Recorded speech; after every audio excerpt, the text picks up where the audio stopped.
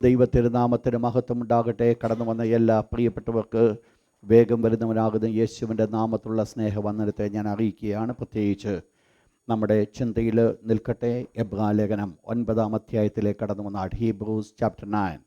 എബ്രായലേഖനം 9-ാം അധ്യായം. കഴിഞ്ഞ ദിവസങ്ങൾ നമ്മൾ ചിന്തിച്ചുകൊണ്ടേയിരുന്നത് 11 വരെയുള്ള വാക്യങ്ങളാണ്. എബ്രായലേഖനം 9-ാം അധ്യായം 1 മുതൽ 11 വരെയുള്ള ഭാഗം. പ്രധാനമായിട്ട് എബ്രായലേഖനത്തെ 9-ാം അധ്യായത്തെ 2 ഭാഗങ്ങളായിട്ട് നമ്മൾ തിരിക്കുവാനായിട്ട് കാരണമായി തീർന്നു. ഒന്നാമത്തെ ഭാഗമെന്ന് പറയുന്നത് the old testament sanctuary and sacrifice. അതാണ് 1 മുതൽ 11 വരെയുള്ള ഭാഗങ്ങൾ നമ്മൾ പഠിച്ചുകൊണ്ടേയിരുന്നത്. The old testament sanctuary and sacrifice, പഴയ നിയമത്തിലെ തിരുനിവാസവും ആലയവും അതോടൊപ്പം തന്നെ യാഗങ്ങളും. അതാണ് ചാപ്റ്റർ 9 വേഴ്സ് 1 to 10. രണ്ടാമത്തെ ഭാഗമാണ് the new covenant sanctuary and sacrifice. The new covenant sanctuary and sacrifice. അതാണ് 11-ാമത്തെ വാക്യം മുതൽ 28-ാമത്തെ വാക്യം വരെയുള്ളത്. ഇന്ന് രാത്രിയിൽ നമ്മൾ കഴിഞ്ഞ ദിവസങ്ങൾ നമ്മൾ ചിന്തിച്ചുകൊണ്ടേയിരുന്നത് പഴയ നിയമത്തിൻ്റെ യാഗങ്ങളും അതിൻ്റെ ശുശ്രൂഷകളുമായിരിക്കുമ്പോൾ ഇന്ന് രാത്രി അടുത്ത വിഷയത്തിലേക്ക് നമ്മൾ കടന്നു വരികയാണ്. 11-ാമത്തെ വാക്യം മുതൽ എല്ലാവരും കൂടെ ചേർന്നുകൊണ്ട് വേഴ്സ് 11 to 14, 11 മുതൽ 14 വരെയുള്ള വാക്യങ്ങൾ നമുക്കെല്ലാവർക്കും ഒരുമിച്ച് ചേർന്ന് വായിക്കാം. 9-ാമത്തെ ഹീബ്രൂസ് ചാപ്റ്റർ 9 വേഴ്സ് 11 to 14, 11 മുതൽ 14 വരെയുള്ള വാക്യങ്ങൾ എല്ലാവർക്കും കൂടെ ശബ്ദമുയർത്തി നമുക്ക് വായിക്കാം. ദൈവത്തിന് മഹത്വമുണ്ടാകട്ടെ. 9-ാം അധ്യായം 11-ാമത്തെ വാക്യം മുതൽ 10-ാം അധ്യായം 18-ാമത്തെ വാക്യം വരെയുള്ള ഭാഗങ്ങളാണ് the new testament sanctuary and sacrifice. Note ചെയ്താട്ട് അതിൻ്റെ സബ് ഹെഡിങ് പറഞ്ഞിട്ട് ഞാൻ മുൻപോട്ട് നമ്മുടെ ചിന്തയിലേക്ക് നിൽക്കാം. The new testament sanctuary and its sacrifice. അതാണ് chapter 9 verse 11 to chapter 10 verse 18. 10-ാം അധ്യായം 18-ാമത്തെ വാക്യം വരെ ഈ ഭാഗങ്ങളെ നമ്മൾ പ്രധാനമായിട്ട് 4 ഭാഗങ്ങളായിട്ട് നമ്മൾ തിരിക്കുന്നു. We may divide in to 4 sub heading. The first one, the eternal redemption through Jesus Christ. The eternal redemption through Jesus Christ.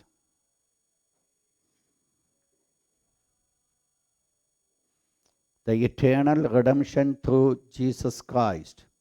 കർത്താവായ യേശുക്രിസ്തുവിൽ കൂടെ നിത്യമായിരിക്കുന്ന വീണ്ടെടുപ്പ്.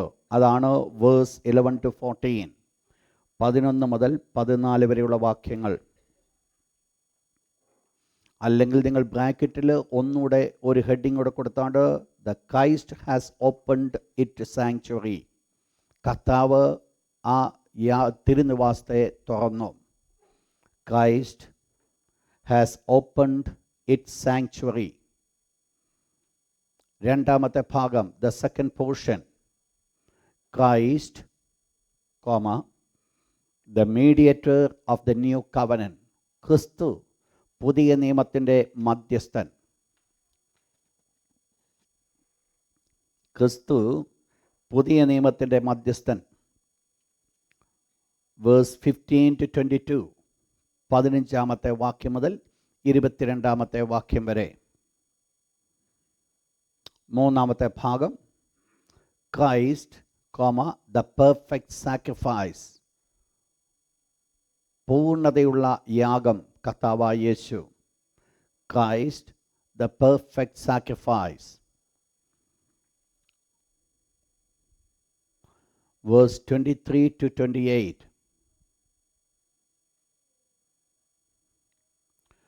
Fourth portion, Christ offering is once for all. ക്രിസ്തുവിൻ്റെ വഴിപാട് ഒരിക്കലായി മാത്രം. Christ offering is once for all. അതാണ് chapter 10 verse 1 to 18. 10-ാം അധ്യായം 1 മുതൽ 18 വരെയുള്ള വാക്യങ്ങൾ നമ്മളെ പഠിപ്പിക്കുന്നത്. ഇന്ന് രാത്രി നമ്മുടെ ചിന്തയിലേക്ക് വീണ്ടും കടന്നു വന്ന സബ് ഹെഡിങ് നോട്ട് ചെയ്താട്ട് the eternal redemption through Jesus Christ. The eternal redemption through Jesus Christ. ഈ 1-2 ദിവസങ്ങൾ നമ്മൾ ഈ വാക്യത്തിൽ നിന്നുകൊണ്ടായിരിക്കും നമ്മൾ ചിന്തിക്കുവാൻ പോകുന്നത്. വളരെ വിലപ്പെട്ടതായ ചില ചിന്തകൾ തുടർന്നുള്ള ദിവസങ്ങളിൽ നിങ്ങൾക്ക് മനസ്സിലാക്കുവാനായിട്ട് സാധിക്കും. വായിച്ചാട്ടെ ഒരിക്കൽ കൂടെ വേഴ്സ് 11, നമുക്ക് ആ വാക്യത്തിലേക്ക് കടക്കാം. 11-ാമത്തെ വാക്യം ഒരിക്കൽ കൂടെ ശബ്ദമുയർത്തി വായിച്ചാട്ടെ. ക്രിസ്തുവോ വരുവാനുള്ള നന്മകളുടെ മഹാപുരോഹിതനായി വന്നിട്ട്, ഇവിടെ പറയപ്പെടുന്നു ക്രിസ്തു, അവിടെ ക്രിസ്തുവോ എന്നുള്ള വേർഡ് ചൂണ്ടിക്കാണിച്ചുകൊണ്ട് പറയുകയാണ്. എന്താണ് അതിൻ്റെ പ്രത്യേകത? അതിൻ്റെ മുകളിൽ പറഞ്ഞിട്ടുണ്ട്. അതിൻ്റെ 9-ാമത്തെ വാക്യം, വേഴ്സ് 9, 9-ാമത്തെ വാക്യം.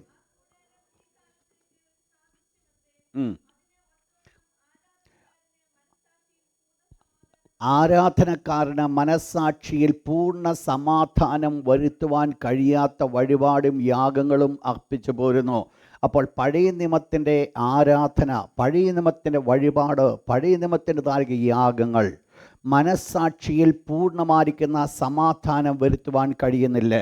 ആരാധിക്കുവാൻ കടന്നു ചെല്ലുന്നുണ്ട്, യാഗം കഴിക്കുന്നുണ്ട്, യാഗപീഠത്തിൽ യാഗവസ്തുക്കളും അതോടൊപ്പം തന്നെ ദാനങ്ങളും ദൈവത്തിന് വേണ്ടി കൊടുക്കുന്നുണ്ടെങ്കിൽ തന്നെയും ഈ ചെയ്യുന്ന വ്യക്തിക്ക് പൂർണ്ണ സമാധാനം വരുന്നില്ല.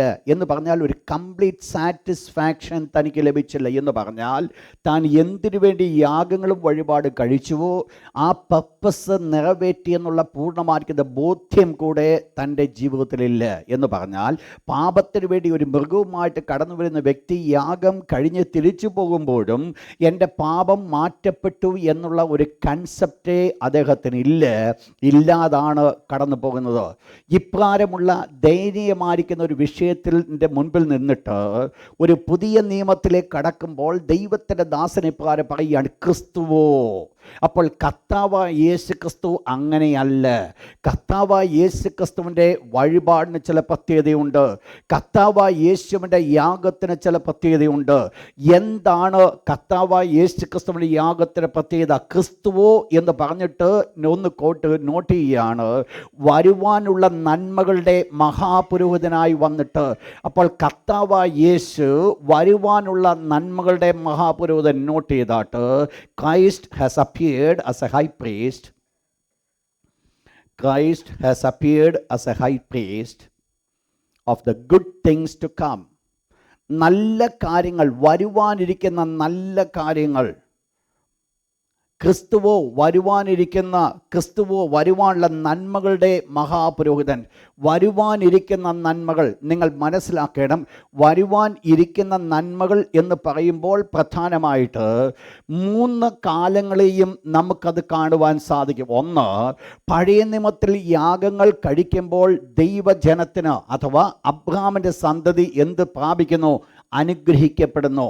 അബ്രഹാമിൻ്റെ സന്തതി അനുഗ്രഹിക്കപ്പെടുന്നുവെങ്കിൽ ഈ പഴയ നിയമ യാഗത്തിൽ ഏതെല്ലാം അനുഗ്രഹങ്ങൾ പറയുവാൻ സാധിക്കുമോ ആ അനുഗ്രഹങ്ങൾ എല്ലാം നിറവേറ്റപ്പെടുന്നത് കർത്താവായ യേശു ക്രിസ്തുവിൽ കൂടെയാണ്. ശ്രദ്ധിക്കണം, ഞാൻ പറഞ്ഞ വേർഡ്. ഈ പഴയ നിയമത്തിൻ്റെ യാഗങ്ങളും വഴിപാടുകളും ദൈവം തൻ്റെ ജനത്തെ അനുഗ്രഹിപ്പാൻ തക്കണം നിർത്തിയിരിക്കുന്ന സകല കാര്യങ്ങളും നമ്മൾ പഠിക്കുമ്പോൾ എല്ലാ കാര്യങ്ങളും ഒന്നിൽ നിറവേറ്റപ്പെടുകയാണ്. അത് കർത്താവായ യേശുവാകുന്ന ഏകയാഗത്തിൽ നിറവേറ്റപ്പെടുകയാണ്. അപ്പോൾ യേശുവാണ് വരുവാൻ പോകുന്ന നന്മകളുടെ മഹാപുരോഹിതൻ എന്ന് പറയുന്നത്. അപ്പോൾ പഴയ നിയമത്തിൽ എന്തെല്ലാം നന്മകൾ കടന്നു വരണമോ അതെല്ലാം കർത്താവായ യേശു ക്രിസ്തു കൂടെ പ്രാപിക്കും എന്ന് മാത്രമല്ല, പിന്നെയോ ഇന്ന് നമുക്ക് ലഭിക്കുന്ന സകല നന്മകളും നമുക്ക് എവിടെ കൂടെ കിട്ടുന്നത്? ത്രൂ ജീസസ് ക്രൈസ്റ്റ്, കർത്താവായ യേശു ക്രിസ്തുവിൽ കൂടെ. അഥവാ പുതിയ നിയമത്തിൻ്റെ സകല അനുഗ്രഹങ്ങൾ കർത്താവായ യേശു ക്രിസ്തുവിൽ കൂടെയാണ് നമ്മൾ പ്രാപിക്കുന്നത്. നമ്മൾ ശ്രദ്ധിച്ചോണം, എൻ്റെ വിശുദ്ധ ജീവിതം കൊണ്ടോ എൻ്റെ നല്ല നടപ്പ് കൊണ്ടോ ഞാൻ ഒരു നന്മയും പ്രാപിക്കുന്നില്ല. ശ്രദ്ധിക്കണം, ഞാൻ ഈ പറഞ്ഞ വേർഡ്. എൻ്റെ വിശുദ്ധ ജീവിതം കൊണ്ട് ഞാൻ ഒരു നന്മയും പ്രാപിക്കുന്നില്ല. വിശുദ്ധനായി ജീവിക്കേണ്ടത് ആവശ്യമാണെങ്കിലും എൻ്റെ വിശുദ്ധ ജീവിതമല്ല എനിക്ക് ഈ നന്മ കൊണ്ട് തരുന്നത്. എനിക്ക് സകല നന്മകളും കൊണ്ടു തരുന്നത് ദൈവത്തിൻ്റെ കൃപയാണ്. ദൈവം എന്നോട് കാണിക്കുന്ന കരുണയാണെങ്കിൽ കൃപ എന്ന് പറയുമ്പോൾ ഗ്രേസ് എന്ന് പറയുമ്പോൾ നമ്മൾ മനസ്സിലാക്കുന്നത് ഇറ്റ്സ് അൺമെറിറ്റഡ് ഗിഫ്റ്റ്. യോഗ്യമല്ലാത്ത ദാനമാണ് ഗ്രേസ് എന്ന് പറയുന്നത്. കൃപ എന്ന് പറയുന്നത് അയോഗ്യമായിരിക്കുന്ന ദാനം. നമുക്ക് യാതൊരു യോഗ്യതയുമില്ല. നിങ്ങൾ മനസ്സിലാക്കണം, ഇന്ന് ദൈവമക്കൾ പ്രാപിക്കുന്ന ഏത് കൃപയും അവരുടെ യോഗ്യത കൊണ്ട് ലഭിക്കുന്നതല്ല. ആരെങ്കിലും ചിന്തിക്കുകയാണ് എൻ്റെ യോഗ്യത കൊണ്ട് കണ്ടാണ് ഞാനത് പ്രാപിച്ചുവെന്ന് ചിന്തിക്കുന്നുവെങ്കിൽ ദൈവത്തിൻ്റെ ദാസൻ പൗലോസിപ്രകാരം പറയുന്നു, ഒരുത്തൻ നിൽക്കുന്നു എന്ന് തോന്നുന്നുവെങ്കിൽ അവൻ വീഴാതിരിപ്പാൻ നോക്കിക്കൊള്ളട്ടെ എന്ന് പറഞ്ഞാൽ വീഴ്ചയുടെ തുടക്കമാണ് അത്. അതുകൊണ്ട് ഒന്ന് മനസ്സിലാക്കുക, എൻ്റെയും നിങ്ങളുടെയും എഫേർട്ട് കൊണ്ട് എനിക്കും നിങ്ങൾക്കും ഒരു നന്മയും പ്രാപിക്കുവാൻ സാധ്യമല്ല. വേണ്ട എന്നല്ല പറഞ്ഞു വന്നത്, ആവശ്യമാണ്. പക്ഷെങ്കിൽ എൻ്റെ നല്ല നടപ്പല്ല എന്നെ അനുഗ്രഹത്തിലേക്ക് നയിക്കുന്നത്. പിന്നെ ആരാ നയിക്കുന്നത്? ക്രിസ്തുവാണ് എന്നെ സകല നന്മകളിലേക്ക് നടത്തുന്നത്. ഇന്ന് ഞാൻ അനുഗ്രഹിക്കപ്പെട്ടുകൊണ്ടിരിക്കുന്നുവെങ്കിൽ, ഇന്ന് ഞാൻ പ്രാപിച്ചുകൊണ്ടിരിക്കുന്ന സകല നന്മകളുടെയും കാരണം കർത്താവായ യേശുവാണ്. നമ്മൾ മനസ്സിലാക്കണം, യേശു ക്രിസ്തു മുഖാന്തരമായിട്ട് എൻ്റെ ജീവിതത്തിൽ സകല നന്മകളും എനിക്ക് പ്രാപിക്കുവാൻ സാധിക്കും. എൻ്റെ യോഗ്യതയല്ല, ദൈവത്തിൻ്റെ വിശുദ്ധ വചനം പറയുന്നു. ദൈവം കർത്താവായ യേശു ക്രിസ്തു പറയുന്നത്, എൻ്റെ അപ്പോസ്തലനായ പൗലോസ് ഇപ്രകാരം പറഞ്ഞു, എൻ്റെ ദൈവമോ നിങ്ങളുടെ ബുദ്ധിമുട്ടൊക്കെയും മഹത്വത്തോടെ തൻ്റെ ധനത്തിനൊത്തവണ്ണം എങ്ങനെ തീർത്തു തരും? ക്രിസ്തുവേശുവിൽ തീർത്തു തരും. അപ്പോൾ എൻ്റെ ബുദ്ധിമുട്ട് മാറ്റപ്പെടുന്നതോ ത്രൂ ക്രൈസ്റ്റ്. അത് ബുദ്ധിമുട്ട് ശാരീരികമായിക്കൊള്ളട്ടെ, മാനസികമായിക്കൊള്ളട്ടെ, മറ്റ് ഏത് മേഖലകളായിക്കൊള്ളട്ടെ, ഒരു ദൈവ പൈതലിൻ്റെ ജീവിതത്തിൽ അവൻ ആ ബുദ്ധിമുട്ടിൽ നിൽക്കേണ്ട ആവശ്യമില്ല. ശ്രദ്ധിക്കുക എൻ്റെ വേർഡ്, ഒരു ദൈവ പൈതലിൻ്റെ ജീവിതത്തിൽ അവൻ ആ ബുദ്ധിമുട്ടിൽ നിൽക്കേണ്ട ആവശ്യമില്ല. കാരണം കർത്താവായ യേശു ക്രിസ്തുവിൽ കൂടെ അവർക്ക് അനുഗ്രഹം ലഭിച്ചിട്ടുണ്ട്. അത് മാത്രമല്ല, നമ്മുടെ ആത്മീയ ജീവിതത്തിന് വേണ്ടതായിരിക്കുന്ന സകല നന്മകളും കർത്താവായ യേശു ക്രിസ്തുവിൽ കൂടെ നമുക്ക് നൽകി തന്നു. എഫേസ്യ ലേഖനത്തിൽ നമ്മൾ ഇപ്രകാരമാണ് വായിക്കുന്നത്, സ്വർഗ്ഗത്തിലെ സകല ആത്മീയ അനുഗ്രഹത്താലും നമ്മെ ക്രിസ്തുവേശുവിൽ അനുഗ്രഹിച്ചിരിക്കുന്നവൻ. അപ്പോൾ യേശു ക്രിസ്തു മുഖാന്തരം എൻ്റെ ജീവിതത്തിൽ വേണ്ട ആത്മീയമോ ഭൗതികമോ മാനസികമായിരിക്കുന്ന എല്ലാ അനുഗ്രഹങ്ങളും അതിൻ്റെ സോഴ്സ് എന്ന് പറയുന്നത് കർത്താവായ യേശുവാണ്. യേശുവാകുന്ന ഉറവിടമാണ് എൻ്റെ അനുഗ്രഹം എന്ന് പറയുന്നത്. ഇന്ന് രാത്രി ഞാൻ ഓർപ്പിക്കട്ടെ, യേശുവാകുന്ന ഉറവിടം ആരുടെയെങ്കിലും ജീവിതത്തിൽ തുറക്കപ്പെടുവാൻ ഇടയായിട്ടുണ്ട് എങ്കിൽ അവരുടെ ജീവിതത്തിൽ ദൈവത്തിൻ്റെ കരങ്ങൾ കാണുവാൻ സാധിക്കും. മറ്റൊന്നുമല്ല ഒരു വ്യക്തിക്ക് വേണ്ടത്, യേശു ക്രിസ്തുവാകുന്ന നന്മയുടെ ഉറവിടം ഒന്ന് തുറക്കപ്പെടുകയാണ്. നിങ്ങൾ മനസ്സിലാക്കണം, ഈ ലോകത്തിൽ സകല നന്മകളും പ്രാപിക്കുന്ന കർത്താവായ യേശു എന്ന് പറയുമ്പോൾ, ഈ ലോകത്തിൽ നിന്ന് വിട്ട് മാറ്റപ്പെട്ടാലും നമ്മൾ പ്രാപിക്കുന്ന സകല അനുഗ്രഹവും എതിൽ കൂടെയാ? ത്രൂ ജീസസ് ക്രൈസ്റ്റ്, കർത്താവായ യേശു ക്രിസ്തുവിൽ കൂടെ. നിങ്ങൾക്കറിയാം, സ്വർഗത്തിൽ ചെന്നാലും വിശുദ്ധന്മാർ പാടുന്നൊരു പാട്ടുണ്ട്. ആ പാട്ടിപ്രകാരമാണ്, നീ അറുക്കപ്പെട്ടു നിന്റെ രക്തം കൊണ്ട് സർവ്വ ഗോത്രത്തിലും ഭാഷയിലും വംശത്തിലും ജാതിയിൽ നിന്നുള്ളവരെ ദൈവത്തിനായി വിലയ്ക്ക് വാങ്ങി. ഞങ്ങളെ നീ ആരാക്കി വെച്ചു? രാജകീയ പുരോഹിതന്മാരാക്കി വെച്ചു. ശ്രദ്ധിച്ചോണേ, അവിടെ പോയിട്ടും നമ്മൾ പ്രാപിക്കുന്ന സകല നന്മകളുടെയും സോഴ്സ് എന്ന് പറയുന്നത് കർത്താവായ യേശുവ. അങ്ങനെയെങ്കിൽ ഞാൻ ഒന്ന് ഇവിടെ അവസാനിപ്പിക്കട്ടെ. ഈ പുതിയ നിയമത്തിൽ ഞാനും നിങ്ങളും പ്രാപിച്ചിരിക്കുന്ന പഴയ നിയമത്തിൻ്റെ ഒരു അനുഗ്രഹത്തിൻ്റെ വ്യവസ്ഥയെക്കുറിച്ചല്ല ഇവിടെ പറയുന്നത്. ക്രിസ്തുവോ വരുവാനിരിക്കുന്ന നന്മകളുടെ മഹാപുരോഹിതനാണ്. ക്രിസ്തു ഒരു നന്മയും കൊണ്ട് കടന്നു വന്നു. ക്രിസ്തു ചില അനുഗ്രഹം എൻ്റെ മേൽ തന്നു. ക്രിസ്തു ചില നന്മകൾ എൻ്റെ മേൽ പകരുവാൻ ഇടയായിത്തുന്നു. വളരെ പെട്ടെന്ന് 1, 2, 3 നന്മകളെക്കുറിച്ച് മാത്രം ഒന്ന് പറഞ്ഞിട്ട് നിങ്ങൾ നോട്ട് ചെയ്തെടുത്താട്ട് ഞാൻ മുൻപോട്ട് കടന്നു പോകാൻ ആഗ്രഹിക്കുകയാണ്. ഒന്നാമത്തെ നന്മ ക്രിസ്തു മുഖാന്തരമായി ലഭിച്ച ദ ഫസ്റ്റ് നന്മയാണ് entering in the presence of God. ദൈവ സാന്നിധ്യത്തിലേക്ക് കടക്കുവാനുള്ള കൃപ കർത്താവായ യേശു നമുക്ക് നൽകി തന്നു. നിങ്ങൾ മനസ്സിലാക്കണം, പഴയ നിയമത്തിൽ ആ നന്മയില്ല. പഴയ നിയമത്തിൽ പുരോഹിതന് മാത്രമേ കടക്കുവാൻ സാധിക്കത്തുള്ള എങ്കിലും ഇന്ന് ദൈവത്തിൻ്റെ കൃപയാൽ ദൈവത്തിൻ്റെ തിരുനിവാസത്തിലേക്ക് കടക്കുവാൻ ദൈവം നമ്മെ സഹായിച്ചു. ഹീബ്രൂസ് ചാപ്റ്റർ 9 വേഴ്സ് 12, എബ്രായർ 9:12. 2 വായിക്കേണ്ട കാര്യമില്ല. രണ്ടാമത്തത് നിങ്ങൾ നോട്ട് ചെയ്താട്ട്, ദ ഗ്രേറ്റ് കവനന്റ്, ശ്രേഷ്ഠതേറിയ ഒരു നിയമം.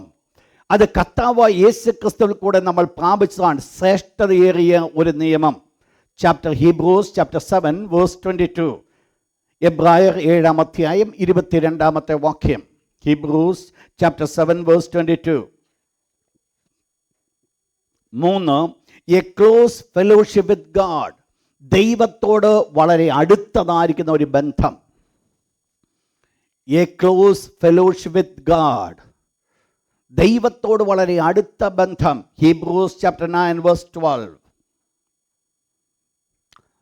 4, ക്ലെൻലിനെസ് ഓഫ് ദ കോൺഷ്യസ്, മനസ്സാക്ഷിയുടെ ശുദ്ധീകരണം. ക്ലെൻലിനെസ് ഓഫ് ദ കോൺഷ്യസ്, മനസ്സാക്ഷിയുടെ ശുദ്ധീകരണം.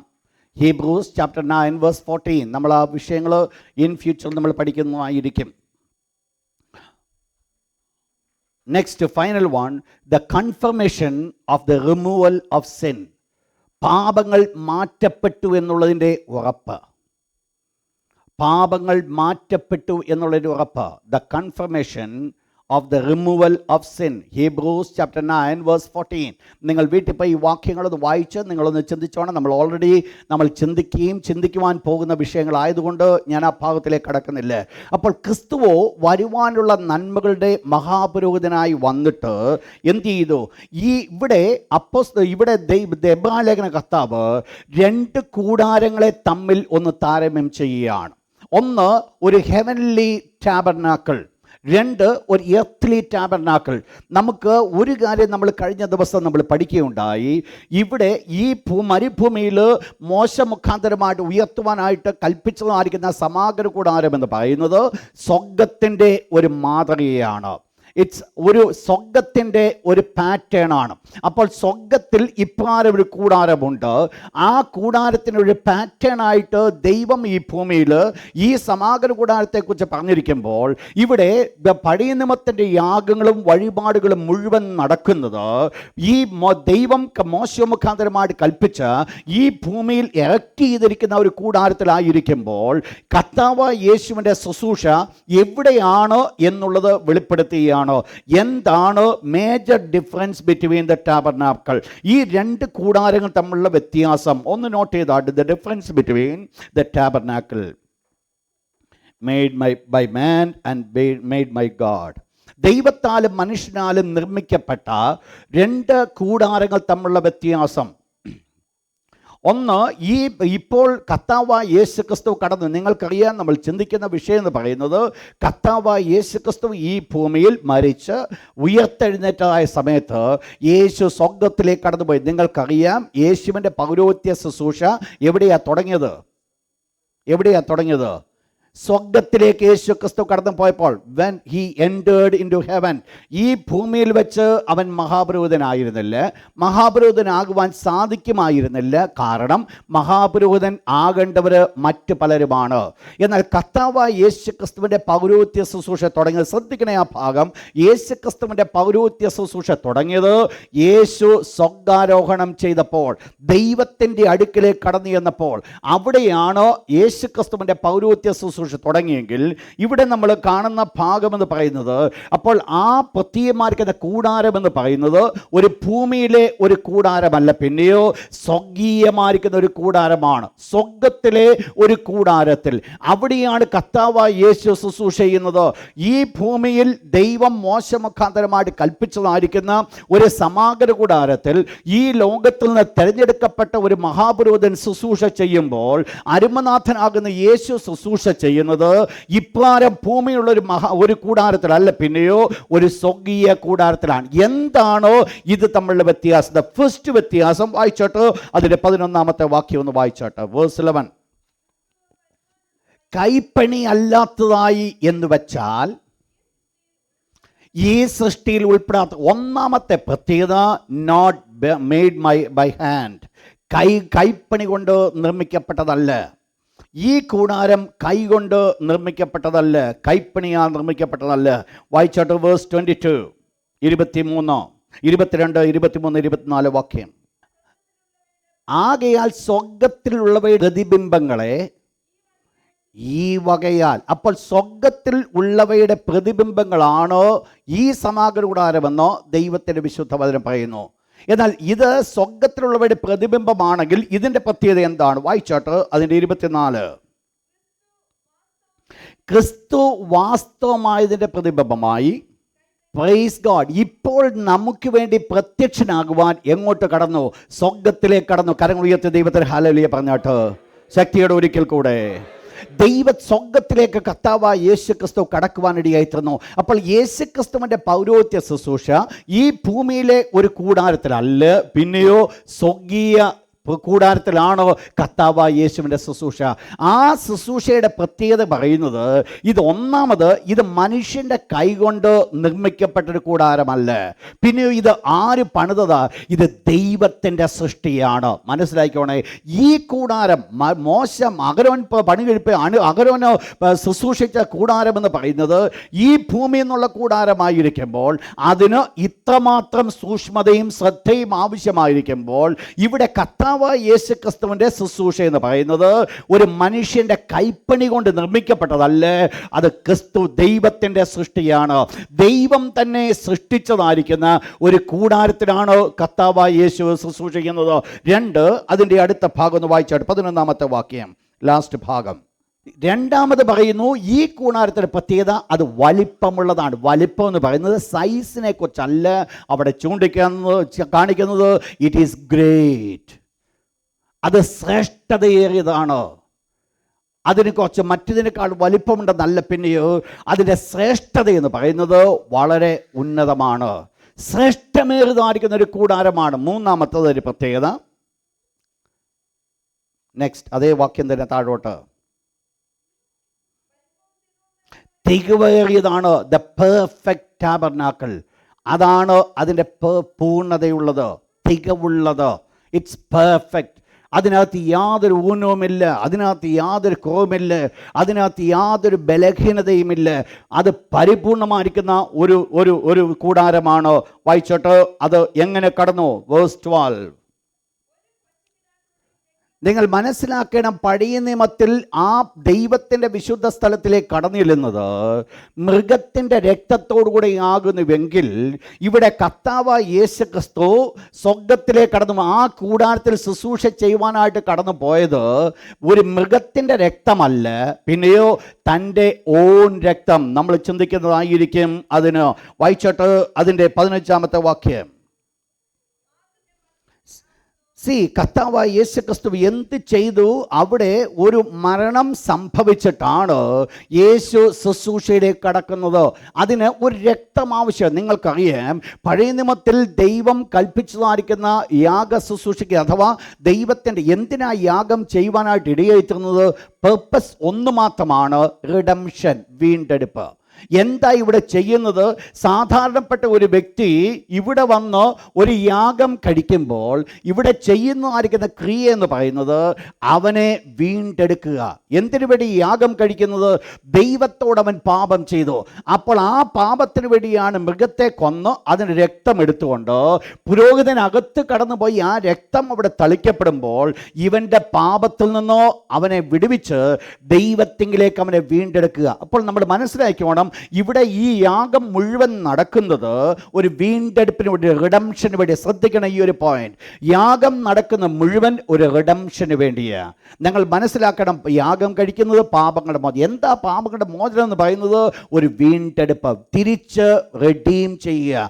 ആരെ റെഡീം ചെയ്യുക? പാപിയായിരിക്കുന്ന ഒരു മനുഷ്യനെ, ദൈവത്തിൽ നിന്ന് അകന്നതായിരിക്കുന്ന ഒരു മനുഷ്യനെ ഈ യാഗം മൃഗത്തിൻ്റെ രക്തം കൊണ്ട് ദൈവത്തോട് അടുപ്പിക്കുക. അതാണ് ചെയ്യുന്നത്. യാഗമൃഗത്തിൻ്റെ രക്തം കൊണ്ട് ദൈവത്തോട് അടുപ്പിക്കുക. അപ്പോൾ ഇവിടെ ചെയ്യപ്പെടുന്ന ഓരോ യാഗങ്ങളും ഒരു റിഡംഷൻ, ഒരു വീണ്ടെടുപ്പാണ് അവിടെ നടക്കുന്നത്. എന്നാൽ ഇവിടെ എന്തു വേണം? അതുകൊണ്ട് ഏത് സമയത്തും പുരോഹിതൻ ദൈവത്തിൻ്റെ സന്നിധിയിലേക്ക് കടന്നു ചെല്ലണമെങ്കിൽ, അതിവിശുദ്ധ സ്ഥലത്തിലേക്ക് കടന്നു ചെല്ലണമെങ്കിൽ ഈ പുരോഹിതൻ രക്തം കൊണ്ട് മാത്രമേ കടന്നു പോകാൻ സാധിക്കത്തുള്ളൂ. ഒന്നുകിൽ തൻ്റെ പാപത്തിനോ അല്ലെങ്കിൽ ജനത്തിൻ്റെ പാപത്തിനോ, ഈ രണ്ടിൽ ആരുടെങ്കിലും ഒരു പാപത്തിന് വേണ്ടി അതിൻ്റെ രക്തവുമായിട്ടാണ് കടന്നു ചെല്ലുന്നത്. നിങ്ങൾ മനസ്സിലാക്കണം, രക്തം കൂടാതെ ഒരു പുരോഹിതനും ദൈവസന്നിധാനത്തിലേക്ക് കടന്നു ചെല്ലുവാൻ സാധ്യമല്ല. ശ്രദ്ധിക്കണം ഈ വേർഡ്, രക്തം കൂടാതെ പുരോഹിതന് ദൈവസന്നിധിയിലേക്ക് കടന്നു ചെല്ലുവാൻ സാധ്യമല്ല. രക്തം ഇല്ലാതെ പുരോഹിതൻ ദൈവസന്നിധിയിൽ ചെന്നാൽ അവിടെ വെച്ച് പുരോഹിതൻ മരിച്ച് മാറ്റപ്പെടുകയാണ്. കാരണം രക്തമാണ് തന്നെ വീണ്ടെടുക്കുന്നത്. ശ്രദ്ധിച്ചോണം ഈ ഒരു ഭാഗം. അങ്ങനെയെങ്കിൽ ദൈവത്തിൻ്റെ അടുക്കിലേക്ക് കടന്നു പോയിട്ട് ഒരു വീണ്ടെടുപ്പ് സ്ഥാപിക്കുവാൻ തക്കണം ആഗ്രഹിച്ചപ്പോൾ ഒരു മൃഗത്തിൻ്റെ രക്തം ആവശ്യമായിരുന്നുവെങ്കിൽ ഇവിടെ ശുശ്രൂഷിക്കുന്ന വ്യക്തിയെക്കുറിച്ച് പറയുന്നു, മഹാപുരോഹിതനെ കുറിച്ച് പറയുന്നു. പറയുന്നു, പഴയ നിയമത്തിൻ്റെ പുരോഹിതന്മാർ ചെയ്തതുപോലെ ഒരു മൃഗത്തിൻ്റെ യാഗരക്തവുമായിട്ടല്ല സ്വർഗത്തിലേക്ക് കടന്നുപോയത്, പിന്നെയോ സ്വന്തം രക്തവുമായിട്ടാണ് സ്വർഗത്തിലേക്ക് കടന്നുപോയത്. ശ്രദ്ധിച്ചോണം ഈ വേർഡ്, സ്വന്തം രക്തവുമായിട്ട് കർത്താവായ യേശു സ്വർഗത്തിലേക്ക് കടന്നുപോയി. വ്യത്യാസമുണ്ട്.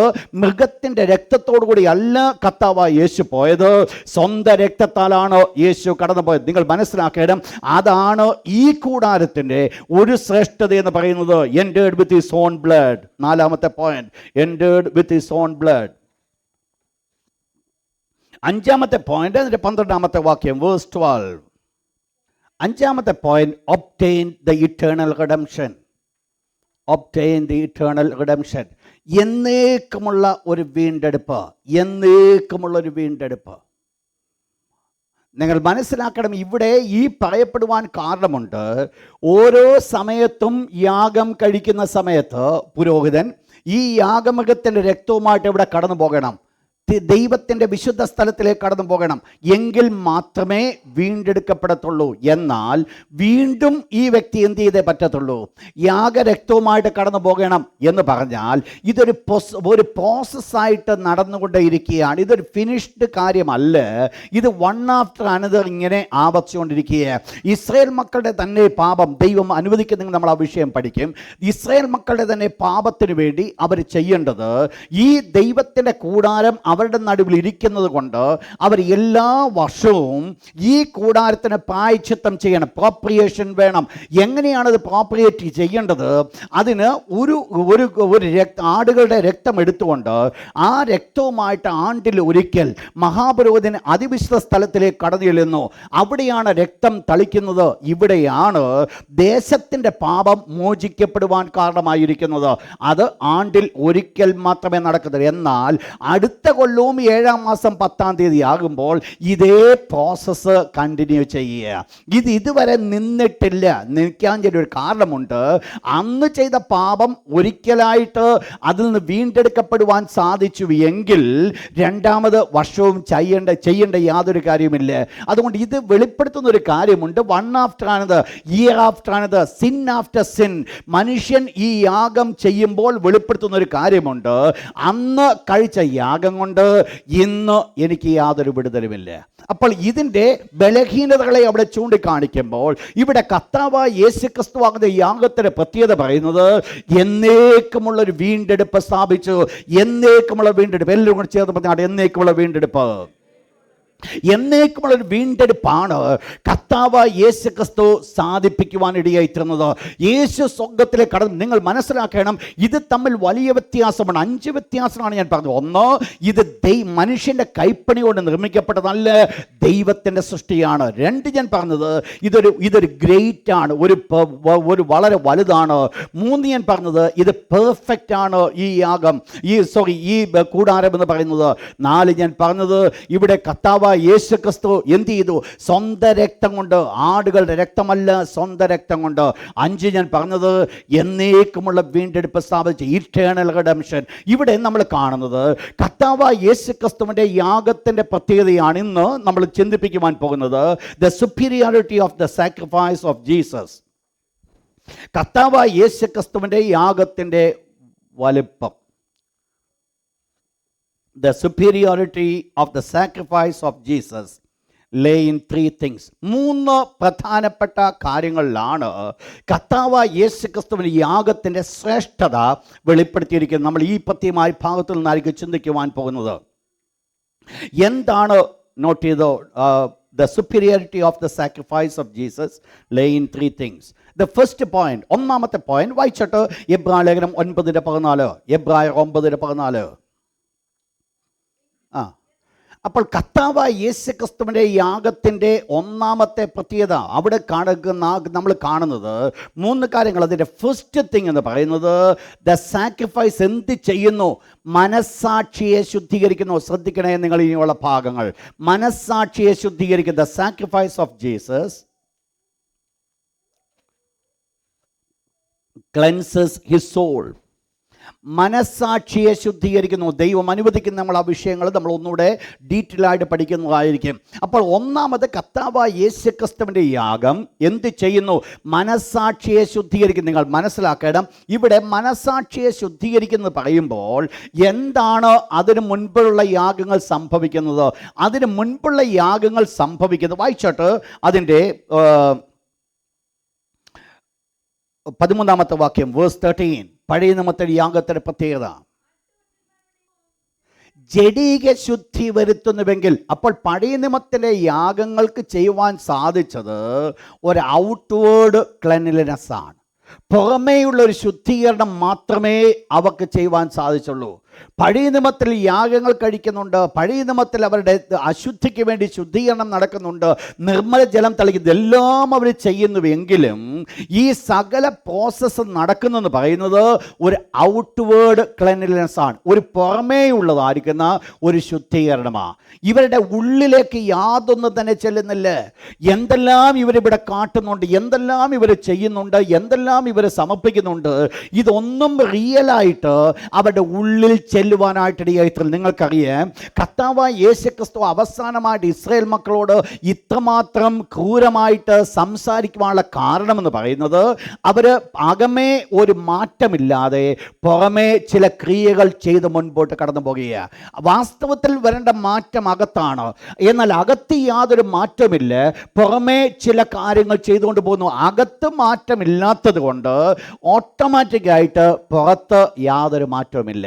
നിങ്ങൾ മനസ്സിലാക്കണം, എന്തെങ്കിലും ഒരു വിഷയത്തിൽ ഒരു മാറ്റം സംഭവിക്കണമെങ്കിൽ അകത്താണ് മാറ്റം വരേണ്ടത്.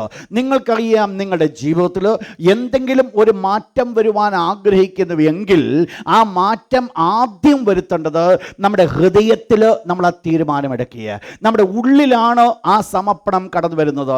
ദാനിയേൽ ഒരു തീരുമാനിച്ചു. ആ തീരുമാനം എന്ന് പറയുന്നത്, ഞാൻ രാജാവിൻ്റെ വക രാജഭോജനം കൊണ്ടോ രാജവിരുന്ന് കൊണ്ടോ എന്നെ തന്നെ അശുദ്ധമാക്കുകയില്ല എന്ന് എന്ത് ചെയ്തു? തൻ്റെ ഹൃദയത്തിൽ ഒരു തീരുമാനമെടുത്തു. തൻ്റെ ഹൃദയത്തിലെ തീരുമാനമാണ് വെളിയിൽ അത് തൻ്റെ പ്രവൃത്തിയായിട്ട് വെളിപ്പെട്ടത്.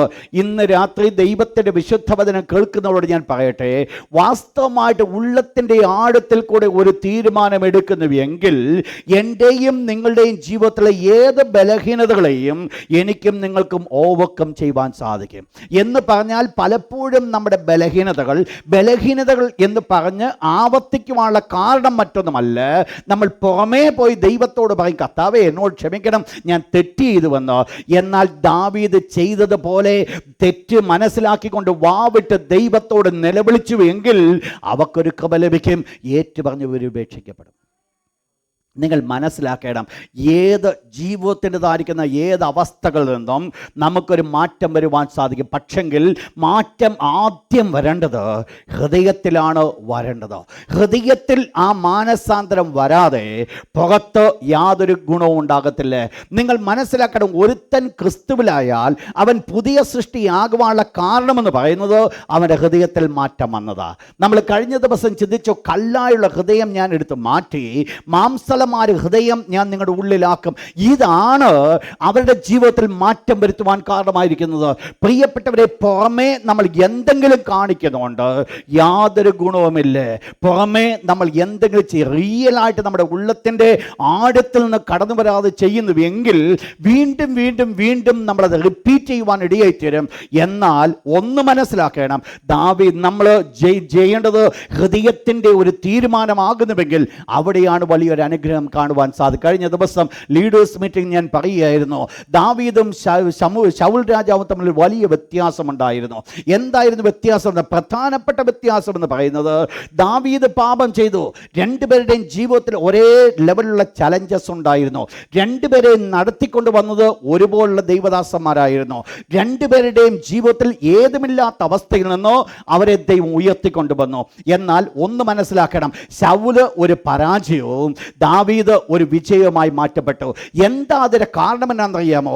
രണ്ടുപേരും പാപം ചെയ്തുവെങ്കിലും ശൗലിന്റെ ജീവിതത്തിലേക്ക് നമ്മൾ നോക്കിയാൽ ശൗലിന്റെ ജീവിതത്തിലെ പാപങ്ങൾ ഈവൻ ദോ ദൈവത്തിന്റെ ദാസന്മാർ വെളിപ്പെടുത്തി കൊടുത്തുവെങ്കിലും ആ പാപത്തെക്കുറിച്ച് യഥാർത്ഥമായിട്ടൊന്ന് അനുദപിക്കുവാൻ സാധ്യമാകാതെ അതിനെ ഒന്ന് മൂടി വെക്കുവാൻ ശൗൽ ആഗ്രഹിച്ചപ്പോൾ ദാവീദിന്റെ ജീവിതത്തിലും ഇതേ തെറ്റുകൾ കടന്നു വന്നപ്പോൾ ദാവീദ് പറഞ്ഞൊരു കാര്യമുണ്ട്, അയ്യോ ഞാൻ പാപം ചെയ്തു.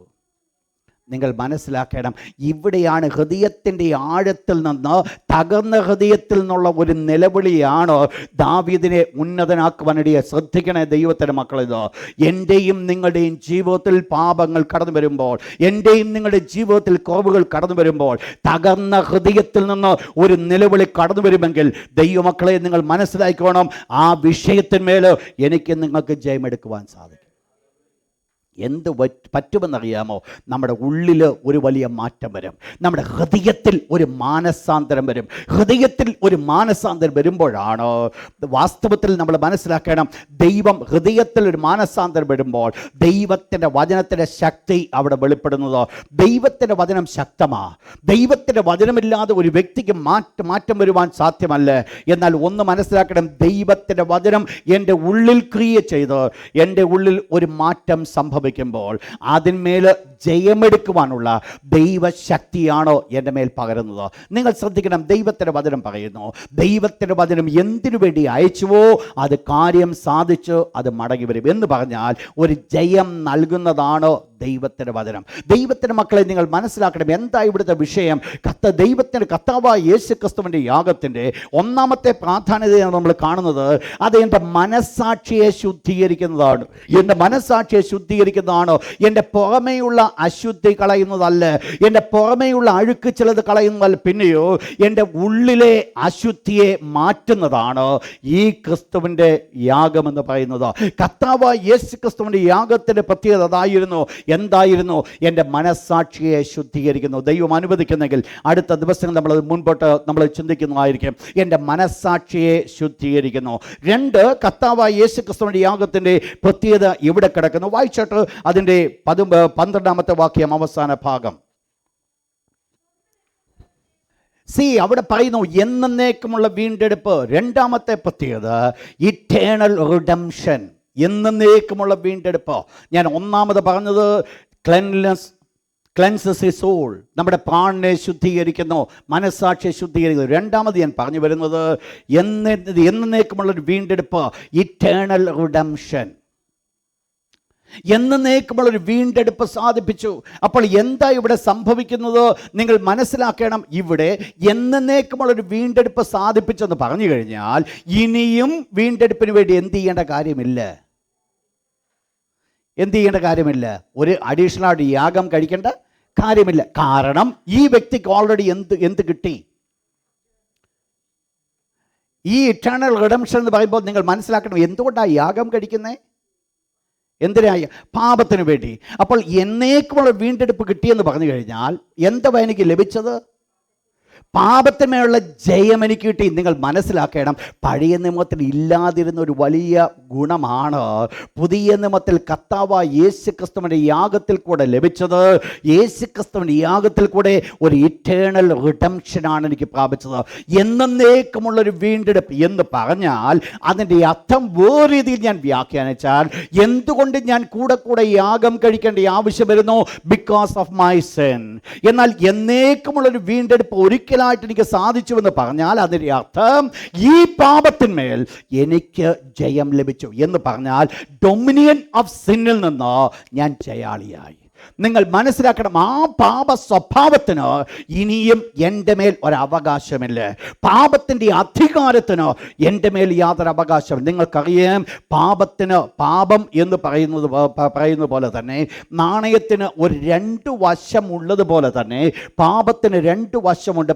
ഒന്ന് the dominion of sin, 2 the uncleanness of sin, അശുദ്ധി, 2 ശക്തി, പാപത്തിൻ്റെ അധികാരം. ഇത് രണ്ടും ഒരു നാണയത്തിന് രണ്ട് വശമുണ്ടെന്ന് പറഞ്ഞ പോലെ നമ്മൾ എന്ത് പാപം നമ്മൾ ചെയ്താലും ഈ രണ്ട് കാര്യങ്ങളിൽ ഏതെങ്കിലും ഒന്ന്, ഈ രണ്ട് കാര്യങ്ങൾക്ക് നമ്മുടെ മേൽ അധികാരമുണ്ട്. ഒന്ന് അൺക്ലീൻനെസ്, അശുദ്ധി. പാപത്തിൻ്റെ ഒരു വശമാണ് അൺക്ലീൻനെസ്. രണ്ടാമത്തെ വശമാണ് the power of sin, dominion of sin. പാപത്തിന് എൻ്റെ മേൽ അധികാരം. നിങ്ങൾ മനസ്സിലാക്കണം. എന്തുകൊണ്ട് നിങ്ങൾ ചിന്തിക്കുമായിരിക്കാം, കൂടെ കൂടെ ഞാൻ പാപം ചെയ്യുന്നു. കൂടെ കൂടെ പാപം ചെയ്യുവാനുള്ള ഒരൊറ്റ കാരണമേ ഉള്ളൂ, ആ പാപത്തിന് നിങ്ങളുടെ മേൽ അധികാരമുണ്ട് എന്ന് പറഞ്ഞാൽ, വേറെ രീതിയിൽ ഞാൻ പറഞ്ഞു വന്നാൽ, ആ പാപം നിങ്ങളെ കീഴ്പ്പെടുത്തി വെച്ചിരിക്കുക. എൻ്റെ ജീവിതത്തിൽ ഞാൻ അനുദിനം കൂടെ കൂടെ വീഴുന്നതായിരിക്കുന്ന പാപം ഉണ്ടെങ്കിൽ അതിൻ്റെ അർത്ഥം ആ പാപത്തിന് ഞാൻ അടിമപ്പെട്ടിരിക്കുക. ഈവൻ തോ ഞാൻ വിടുതൽ പ്രാപിച്ച് ഞാൻ ദൈവ പൈതലാണ്, ദൈവ പൈതലായിട്ട് തന്നെ ഞാൻ ജീവിക്കുന്നുണ്ട്. എന്നാൽ എൻ്റെ ജീവിതത്തിലെ ചില ഡാർക്ക് സൈഡ്, ചില ഇരുണ്ട വശങ്ങൾ, അത് എന്തുകൊണ്ട് സംഭവിക്കുന്നു?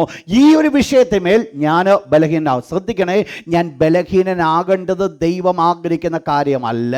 എന്നേക്കുമുള്ളൊരു വീണ്ടെടുപ്പ് എനിക്ക് തന്നിരിക്കുമ്പോൾ എൻ്റെ ജഡത്തിൻ്റെ ഇഷ്ടത്തിന് വേണ്ടി ഞാൻ പതുക്കെ അതങ്ങ് അലവ് ചെയ്ത് കൊടുക്കുക. ശ്രദ്ധിക്കണം, ഞാൻ പറഞ്ഞ വേർഡ് ഓരോന്നും. എൻ്റെ ജഡത്തിൻ്റെ ഇഷ്ടത്തിന് വേണ്ടി, ജഡത്തിൻ്റെ ഇഷ്ടമെന്ന് ഞാൻ പറഞ്ഞത് എന്താണ് നിങ്ങൾക്ക് മനസ്സിലായി? അതാണ് എൻ്റെ ബലഹീനത എന്ന് പറയുന്നത്. അതാണ് ഞാൻ വേറെ രീതിയിൽ ഒന്നുകൂടെ നല്ല ഫോമിൽ ഞാൻ പറഞ്ഞത്, എൻ്റെ ഇഷ്ടമെന്ന് പറയുന്നത്. ഞാനത് ആഗ്രഹിക്കുന്നു, ഞാനത് ഇഷ്ടപ്പെടുന്നു. അപ്പോസ്തലനായ പൗലോസ് പറയുന്നു, എൻ്റെ നന്മ ചെയ്യുവാൻ എനിക്ക് ആഗ്രഹമുണ്ട്, എങ്കിലും തിന്മ എൻ്റെ ഉള്ളിലുണ്ട്. രണ്ട് പ്രമാണം ഞാൻ കാണുന്നുണ്ട്. ഈ നന്മ ചെയ്യുവാൻ ആഗ്രഹിക്കുന്ന എൻ്റെ ജീവിതത്തിൽ തിന്മയുടെ ഒരു പ്രമാണം കൂടി ഞാൻ കാണുന്നുണ്ട്. അതെന്താ? പലപ്പോഴും എന്നെ തിന്മ ചെയ്യുവാൻ പ്രേരിപ്പിക്കുന്നത് എന്ന് പറഞ്ഞാൽ, എനിക്കിഷ്ടമല്ലെങ്കിലും അതിലേക്ക് എന്നെ നടത്തുന്നു, അതിലേക്ക് എന്നെ വിടുന്നു. എന്താ അതിൻ്റെ കാരണമെന്ന്? ആ പാപത്തിന് എൻ്റെ മേൽ അധികാരമുണ്ട്, ആ പാപത്തിൻ്റെ ശക്തിക്ക് എൻ്റെ മേൽ അധികാരമുണ്ട്. ഇന്ന് രാത്രി ദൈവത്തിൻ്റെ വിശുദ്ധ വചനം കേൾക്കുന്ന പ്രിയപ്പെട്ടവരോട് ഞാൻ ഓർപ്പിക്കട്ടെ, എൻ്റെയും നിങ്ങളുടെയും ജീവിതത്തിൽ അടിമപ്പെടുത്തി വെച്ചിരിക്കുന്ന പാപ സ്വഭാവങ്ങൾ ഉണ്ടായിരിക്കാം. എന്നാൽ ഒരു കാര്യം ഓർപ്പിക്കട്ടെ, യേശു വീണ്ടെടുത്തത് എന്നേക്കുമുള്ള വീണ്ടെടുപ്പായതുകൊണ്ട് ഇനിയും എനിക്ക് അടിമപ്പെടുത്തുന്നതിലേക്ക് കടന്നു പോകേണ്ട കാര്യമില്ല. കാരണം എന്നെ അവൻ എന്നേക്കുമായിട്ട് വീണ്ടെടുത്തു. ആ ഡൊമിനിയൻ ഓഫ് സിന്നിൽ നിന്ന് എന്നെ അവൻ പരിപൂർണമായിട്ട് വിടുവിച്ചു. ആ ഡൊമിനിയൻ ഓഫ് സിന്നിൽ നിന്ന്, അതാണ് ഇന്ന് പുതിയ നിയമത്തിൽ ഒരു ദൈവ പൈതലിന്റെ അനുഗ്രഹിക്കപ്പെട്ട പദവി എന്ന് പറയുന്നത്. അവരുടെ പാപത്തിന്റെ അധികാരത്തിൽ നിന്ന് അവരെ വീണ്ടെടുക്കുവാൻ കാരണമായി തീർന്നത്. ഇന്ന് രാത്രി ദൈവത്തിന്റെ മക്കളോട് ഞാൻ ഓർപ്പിക്കട്ടെ, പാപത്തിന്റെ അധികാരത്തിൽ നിന്ന് ദൈവം എന്നെ വീണ്ടെടുത്തു, പാപത്തിന്റെ ശക്തിയിൽ നിന്ന് എന്നെ ദൈവം വീണ്ടെടുത്തു. അതുകൊണ്ട് ഞാൻ ഇനിയും എന്ത് ചെയ്യേണ്ട ആവശ്യമില്ല, പാപത്തിന് കീഴ്പ്പെടേണ്ട കാര്യമില്ല. ദൈവമക്കൾ മനസ്സിലാക്കണം, കർത്താവായ യേശു സ്ഥാപിച്ചെടുത്തത്, യേശു ക്രിസ്തുവിന്റെ യാഗത്തിൽ കൂടെ ലഭിച്ചതായിരിക്കുന്നത് രണ്ടാമത്തെ കാരണമെന്ന് പറയുന്നത് ഡൊമിനിയൻ ഓഫ് സിന്നിൽ നിന്ന് എന്നെ രക്ഷിക്കുവാനിടയായി തീർന്നു, പാപത്തിന്റെ ശക്തിയിൽ നിന്ന് എന്നെ വിടുവിച്ചു. 3, എന്ത് സംഭവിച്ചു? അതേ വാക്യം 12ാമത്തെ വാക്യം ഒന്ന് വായിച്ചോട്ടെ. Praise God. എന്നേക്കുള്ള വീണ്ടെടുപ്പ്, ഒരു വീണ്ടെടുപ്പ് നടന്നുവെങ്കിൽ എന്താ സംഭവിക്കുന്നത്? ഒരുത്തൻ ക്രിസ്തുവിലായാൽ പിന്നീട് എന്തുണ്ടാകും? പുതിയ സൃഷ്ടി, leads in to a holy life. 3ാമത്തെ ബെനിഫിറ്റ് എന്ന് പറയുന്നത് to lead a holy life, godly life. ഒരു വിശുദ്ധ ജീവിതം, ദൈവഹിതപ്രകാരമുള്ള ജീവിതത്തിന് വേണ്ടി എന്നെ യോഗ്യനാക്കുന്നു. അപ്പോൾ എൻ്റെ ജീവിതത്തിൽ പാപത്തിൻ്റെ ശക്തി എന്നിൽ ഉണ്ടായിരുന്നു, എന്നാൽ അതിൽ നിന്ന് എന്നെ വിടുവിച്ച്, എന്നെ ആ പരിപൂർണമായ ശക്തിയിൽ നിന്ന് എന്നെ വിടുവിച്ച് മാറ്റിയിട്ടുണ്ടെങ്കിൽ എൻ്റെ ജീവിതത്തിൽ കൂടെ ഓട്ടോമാറ്റിക്കായിട്ട് ഏത് വെളിപ്പെടും? ദൈവിക സ്വഭാവം, ദ ഗാഡ്ലി ഹാബിറ്റ്, ദൈവത്തിൻ്റെതായിരിക്കും ഇഷ്ടം. നിങ്ങൾ മനസ്സിലാക്കണം, ദൈവം ആഗ്രഹിക്കുന്ന അതാണ്, ദൈവത്തിന് ഇഷ്ടം അതാണ്. നിങ്ങൾക്കറിയാം, 1-ാം സങ്കീർത്തനം നമ്മൾ പഠിക്കുമ്പോൾ നമ്മൾ കാണുന്ന ഭാഗപ്രകാരമാണ്, ദുഷ്ടന്മാരുടെ ആലോചന പ്രകാരം നടക്കാതെയും പാപികളുടെ വഴിയിൽ നിൽക്കാതെയും പരിഹാസയുടെ ഇരിപ്പിടത്തിൽ ആരും എന്താ മിണ്ടാത്തെ? തെറ്റിപ്പോകുന്നുള്ള ചിന്തയാണോ? 1-ാം സങ്കീർത്തനമാണ്. ഓക്കെ, യെസ്, പരിഹാസയുടെ ഇരിപ്പിടത്തിൽ ഇരിക്കാതെയും പിന്നീട് യഹോവയുടെ ന്യായപ്രമാണത്തിൽ സന്തോഷിച്ച് അവൻ്റെ ന്യായപ്രമാണത്തെ രാപ്പകൽ ധ്യാനിക്കുന്നവൻ ഭാഗ്യവാൻ. അവൻ ആരായിരിക്കും? ആറ്റരികത്ത് നട്ടിരിക്കുന്നതും തക്ക കാലത്ത് ഫലം കായ്ക്കുന്നതും ഇല വാടാത്തതുമായ വൃക്ഷം പോലെ ഇരിക്കും. അപ്പോൾ എന്താ സംഭവിക്കുന്നത്? പരിഹാസികളുടെ ഇരിപ്പെടുത്തി ഇരുന്നില്ല, പാപികളുടെ വഴി നിന്നില്ല, അല്ലെങ്കിൽ ദുഷ്പ്രവൃത്തിക്കാരോടുകൂടെ നടന്നില്ല. ഇതല്ല വിഷയം. ഇതൊക്കെ ഒരു നല്ലതാണ്. എൻ്റെ ഭാഷയിൽ ഞാൻ പറഞ്ഞാൽ ഈ 3 സ്വഭാവമില്ലാത്ത വ്യക്തിയെ ഞാൻ പറയും ഒരു ജെന്റിൽമാൻ എന്ന് പറയും. പക്ഷെ ദൈവം അവനെ നോക്കി അതല്ല ആഗ്രഹിച്ചത്. ഇത് ലോകത്തിന് മുൻപാകെ അവൻ മാന്യനാണോ, നല്ലവനാണോ? പക്ഷെ ദൈവം എക്സ്പെക്റ്റ് ചെയ്യുന്ന ഒരു കാര്യമുണ്ട്. ഈ ഒരു അവസ്ഥയിൽ നിൽക്കുവാനല്ല ദൈവം ആഗ്രഹിച്ചത്. യഹോവയുടെ ന്യായപ്രമാണത്തിൽ സന്തോഷിക്കണം എന്ന് പറഞ്ഞാൽ നീ ദൈവ പൈതലായിട്ട് പാപത്തിൻ്റെ ശക്തിയിൽ നിന്ന്, പാപത്തിൻ്റെ അധികാരത്തിൽ നിന്ന് വിടുവിക്കപ്പെട്ടു എന്നുള്ള സത്യമാണെങ്കിലും ദൈവത്തിലേക്കുള്ള ആഗ്രഹം എൻ്റെ ഉള്ളിൽ വളർന്നിട്ടില്ല എങ്കിൽ അതിൻ്റെ അർത്ഥം ഇതുവരെ ശരിയായിട്ടില്ലെന്നാണ്. ശ്രദ്ധിക്കണേ, ഞാൻ പറഞ്ഞ വേർഡ്. ദൈവം എക്സ്പെക്റ്റ് ചെയ്യുന്നതാ. നമ്മളൊക്കെ ചിന്തിച്ചു പിരിക്കുന്ന കുറച്ച് മറ്റുള്ളവരുടെ മുമ്പിൽ മാന്യന്മാരായിട്ട് നടന്നു കഴിഞ്ഞാൽ സ്വർഗം കിട്ടുമെന്ന. ദൈവം അതല്ല വേണ്ടത്. ദൈവം അത് ആഗ്രഹിക്കുന്നതല്ല. ദൈവം എക്സ്പെക്റ്റ് ചെയ്യുന്ന കാര്യമെന്ന് പറയുന്നത് ഞാനൊരു ദൈവ പൈതലാകുന്നുവെങ്കിൽ, ഒരു ദൈവ മകനായിട്ട് ഞാൻ ജീവിക്കുന്നുവെങ്കിൽ ദൈവത്തിൻ്റെ ഹിതം എന്നിൽ കൂടെ നിറവേറ്റപ്പെടണം. വേദപുസ്തകപ്രകാരം പറയുന്നു, യഹോവയെ സ്നേഹിക്കുന്നവരെ ദോഷത്തെ വെറുപ്പി. അപ്പോൾ യഹോവയെ ഞാൻ സ്നേഹിക്കുന്നുവെങ്കിൽ, ദൈവത്തെ ഞാൻ സ്നേഹിക്കുന്നുവെങ്കിൽ, എൻ്റെ യേശുവിനെ ഞാൻ സ്നേഹിക്കുന്നുവെങ്കിൽ ഞാൻ എന്ത് ചെയ്തേ പറ്റത്തുള്ളൂ? ദോഷത്തെ വെറുക്കും. എന്നാൽ ഇതുകൊണ്ട് മാത്രം ഒതുങ്ങിയാൽ മതിയോ? അല്ല. കർത്താവായ യേശു പറഞ്ഞു, എന്നെ സ്നേഹിക്കുന്നുവെങ്കിൽ അവർ എൻ്റെ കൽപ്പനകളെ പ്രമാണിക്കും. അപ്പോൾ ദൈവത്തിൻ്റെ കൽപ്പനയെ പ്രമാണിക്കാതെ ദൈവത്തെ സ്നേഹിക്കുന്നത് പറഞ്ഞുകൊണ്ട് യാതൊരു കാര്യവുമില്ല.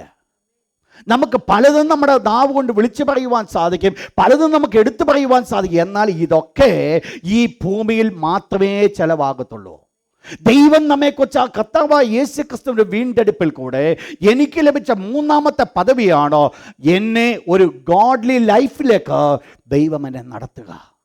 നമ്മൾ കഴിഞ്ഞ ദിവസം നമ്മൾ ചിന്തിച്ചു എന്താണ് പുതിയ ഉടമ്പടി എന്നുള്ളത്. പുതിയ ഉടമ്പടിയെക്കുറിച്ച് നമ്മൾ ചിന്തിച്ചപ്പോൾ നമ്മൾ മനസ്സിലാക്കി, ഒന്നാമത് എന്ത് ചെയ്തു? കല്ലായുള്ള ഹൃദയം നിങ്ങളിൽ നിന്ന് എടുത്തങ്ങ് മാറ്റി. രണ്ടാമത് എന്ത് ചെയ്തു? ഹൃദയം ഞാൻ നിങ്ങളുടെ ഉള്ളിൽ ആക്കി. അതിനു മുമ്പ് എന്ത് ചെയ്തു? നിർമ്മല ജനം ഞാൻ നിങ്ങളുടെ മേൽ തളിച്ചു, നിങ്ങളെ ശുദ്ധരാക്കി തീർത്തു.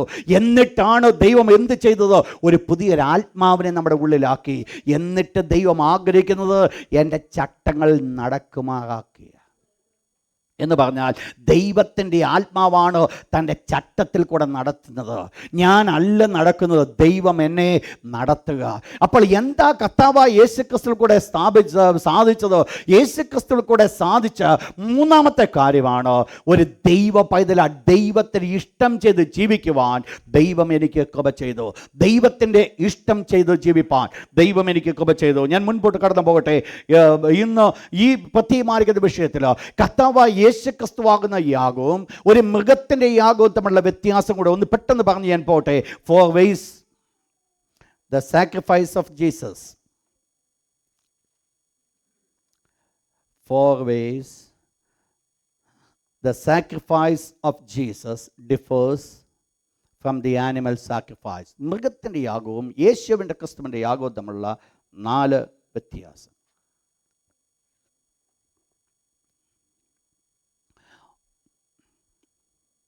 ഒന്ന്, the first point, the sacrifice of Jesus was voluntary. കർത്താവായ യേശുക്രിസ്തുവിൻ്റെ യാഗമെന്ന് പറയുന്നത് സ്വയമായിട്ട് നൽകി.